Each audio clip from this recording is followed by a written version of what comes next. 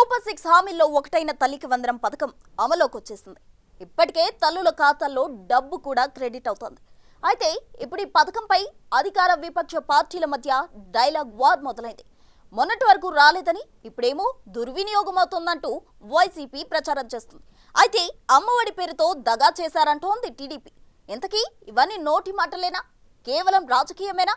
అసలు ఎవరి పాలనలో ఎంతమంది లబ్ధిదారులున్నారు? ఎవరు చెబుతున్న లెక్కేంటి?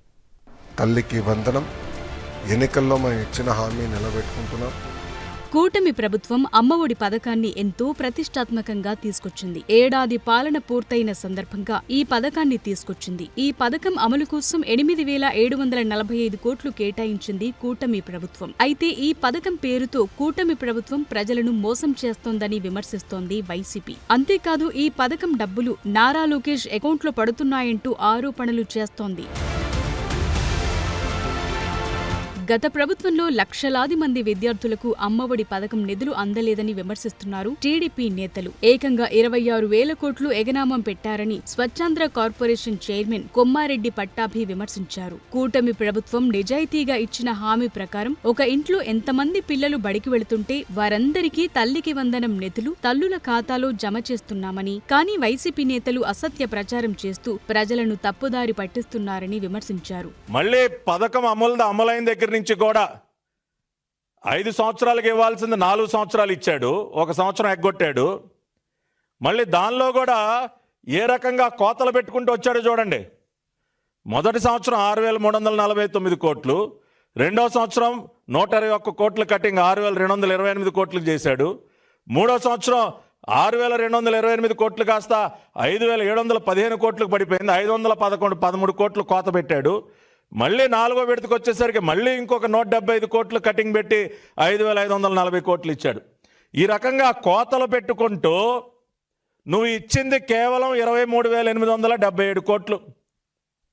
రాష్ట్ర ప్రజలందరూ కూడా దయచేసి జగన్మోహన్ రెడ్డి గారు చేసిందేంటో, ఎన్ని వేల కోట్ల రూపాయలకి రాష్ట్రంలో ఉన్నటువంటి తల్లుల్ని ముంచాడో ఒకసారి అర్థం చేసుకోవాలి. గత ప్రభుత్వం హామీ ప్రకారం అమ్మఒడిని ప్రతి బిడ్డకు అమలు చేస్తే ఏడాదికి 10,000 కోట్ల చొప్పున 5 ఏళ్లలో 50,000 కోట్లు తల్లుల ఖాతాలో వేయాల్సి ఉంటుంది. కానీ వైసీపీ ప్రభుత్వం 5 ఏళ్ల పాలనలో ఇచ్చింది కేవలం 23,877 కోట్లు మాత్రమే అంటున్నారు టీడీపీ నేతలు. జగన్ హయాంలో ప్రతి ఏటా లబ్ధిదారులను తగ్గించుకుంటూ పోయారని ఆరోపిస్తున్నారు. 2021లో 44.48 లక్షల మంది లబ్ధిదారులుంటే 2023కి ఆ సంఖ్య 42.61 లక్షలకు పడిపోయింది. నేడు కూటమి ప్రభుత్వం 67.27 లక్షల మంది లబ్ధిదారులకు తల్లికి వందనం పథకం అమలు చేస్తున్నామని చెప్తున్నారు. అప్పటికి ఇప్పటికి డిఫరెన్స్ మీరు ఒకసారి చూస్తే వాళ్ళు 42,61,965 మందికి అమ్మఒడిచ్చారు. ఈ ప్రభుత్వం 67,27,164 మందికి తల్లికి వందనం ఇస్తున్నాం. గతం కంటే దాదాపు 25 లక్షల మందికి అదనంగా లబ్ధి చేకూరుస్తుంటే వైసీపీ నేతలు దుష్ప్రచారం చేస్తూ ప్రజలను తప్పుదారి పట్టిస్తున్నారనేది కూటమి నేతల మాట. ఇక ఏపీ ప్రభుత్వం అమలు చేస్తోన్న తల్లికి వందనం పథకంపై మరో సంచలన ఆరోపణ చేసింది వైసీపీ. తల్లికి వందనం పథకంలో విద్యార్థుల తల్లుల ఖాతాల్లో 13,000, మిగతా 2,000 స్కూళ్లు, కాలేజ్ల అభివృద్ధి నిధుల నిమిత్తం ఆయా జిల్లాల కలెక్టర్ల ఖాతాల్లో జమ చేస్తున్నారు. అయితే ఈ 2,000 మంత్రి నారా లోకేష్ జేబులోకి పోతున్నాయంటూ వైసీపీ నేతలు ఆరోపించారు. ఈ ఆరోపణలపై తీవ్రంగా స్పందించిన నారా లోకేష్ వైసీపీ నేతలకు సవాల్ విసిరారు.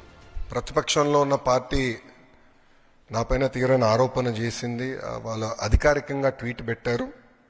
వాళ్ళకి నేను 24 గంటలు సమయం ఇస్తున్నా. 2,000 రూపాయలు నా బ్యాంక్ అకౌంట్కి వచ్చింది, నా జోబులోకి వచ్చిందని వాళ్ళు అంటున్నారు కనుక నిరూపించండి, లేదంటే ఆ స్టేట్మెంట్ విత్డ్రా చేయండి. ఈ రెండు చేయకపోతే చాలా తీవ్రమైన పరిణామాలు ఉంటాయి.